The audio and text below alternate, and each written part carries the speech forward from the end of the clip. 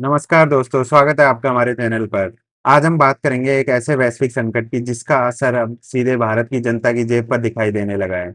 Iran युद्ध, बढ़ती तेल की कीमतें, महंगाई, दूध की कीमतों में बढ़ोतरी और गिरता रुपया। आखिर दुनिया में क्या हो रहा है और इसका भारत पर कितना बड़ा असर पड़ सकता है? तो इस वीडियो को आखिर तक जरूर देखिए, क्योंकि आज की जानकारी आपके रोजमर्रा के जीवन से जुड़ी हुई है। ईरान युद्ध का असर अब हर जगह दिखाई देने लगा है दोस्तों। उदाहरण के तौर पर अमूल और मदर डेयरी ने हाल ही में दूध की कीमतों में 2 रुपए प्रति लीटर की बढ़ोतरी कर दी है। अब दूध महंगा हो चुका है। लगभग 13 महीनों बाद यह कीमत बढ़ाई गई है। माना जा रहा है कि अगर ऊर्जा की कीमतें इसी तरह बढ़ती रही तो दूध, ब्रेड और रोजमर्रा की जरूरी चीजें और भी महंगी हो सकती हैं। इसी बीच पेट्रोल और डीजल की कीमतों में भी लगभग 3 रुपए प्रति लीटर की बढ़ोतरी की गई है। बढ़ते कच्चे तेल के दाम और वैश्विक तनाव का सीधा असर अब भारत के ईंधन बाजार पर दिखाई देने लगा है। पेट्रोल डीजल महंगा होने का असर सिर्फ गाड़ियों तक ही सीमित नहीं रहेगा दोस्तों, बल्कि इससे ट्रांसपोर्ट भी महंगा हो जाएगा, सब्जियां महंगी हो जाएंगी, राशन, ऑनलाइन डिलीवरी और यात्रा जैसी हर चीज पर इसका प्रभाव पड़ सकता है। इसके साथ ही सरकार ने सोने और चांदी पर आयात शुल्क भी बढ़ा दिया है। इससे भारत में सोना खरीदना और भी महंगा हो जाएगा। इसका मुख्य उद्देश्य भारत के ट्रेड डेफिसिट को कम करना है। यानी जितना हम आयात कर रहे हैं बाहर के देशों से, उसके मुकाबले हम उन देशों को निर्यात कम कर रहे हैं। इसलिए सरकार चाहती है कि लोग कम सोना खरीदें।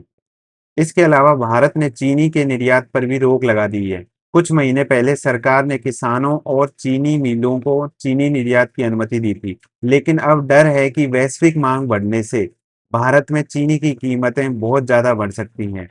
इसलिए सितंबर तक चीनी निर्यात रोक दिया गया है। यह सब सिर्फ दो देशों की लड़ाई नहीं है। हॉर्मुज पर बने तनाव की वजह से पूरी दुनिया का ऊर्जा बाजार प्रभावित हो रहा है। पिछले 50 वर्षों में शायद प- पहली बार ऐसा हो रहा है कि इस स्तर का वैश्विक ऊर्जा संकट देखने को मिल रहा है। भारत में थोक महंगाई दर भी 8.3 तक पहुंच चुकी है, जो पिछले 3.5 साल में सबसे ज्यादा है। इसका बड़ा कारण तेल की बढ़ती कीमतें हैं। लोगों का मानना है कि हॉर्मुज इन्फ्लेशन शॉक अभी सिर्फ शुरुआत है। अगर कच्चे तेल की कीमतें इसी तरह बढ़ती रहीं तो आने वाले समय में और बड़ा आर्थिक झटका लग सकता है। भारतीय रुपया भी डॉलर के मुकाबले रिकॉर्ड गिरावट तक पहुंच चुका है। अगर कच्चे तेल की कीमत $100 $150 प्रति बैरल तक पहुंची है तो रुपया लगभग दोस्तों 100 प्रति डॉलर के करीब भी जा सकता है। हालांकि अमेरिका की बड़ी रेटिंग एजेंसी S&P का कहना है कि भारतीय अर्थव्यवस्था अभी भी मजबूत है। भारत के पास पर्याप्त विदेशी मुद्रा भंडार और तेल भंडारण क्षमता है, जिससे यह संकट झेलने की ताकत बनी हुई है। अब सबसे बड़ा सवाल यह है कि भारत इस स्थिति से कैसे निपटेगा। अगर लोग ईंधन की खपत कम करें, पब्लिक ट्रांसपोर्ट का ज्यादा इस्तेमाल करें, इलेक्ट्रिक वाहन अपनाएं और गैर जरूरी आयात कम करें तो इस मुश्किल समय से निकलना आसान हो सकता है। लेकिन अगर यह युद्ध और ज्यादा बढ़ गया तो वैश्विक और भारतीय अर्थव्यवस्था दोनों पर गंभीर असर पड़ सकता है। इसलिए इस समय जरूरत है कि राजनीति से ऊपर उठकर देश हित में फैसले लिए जाएं।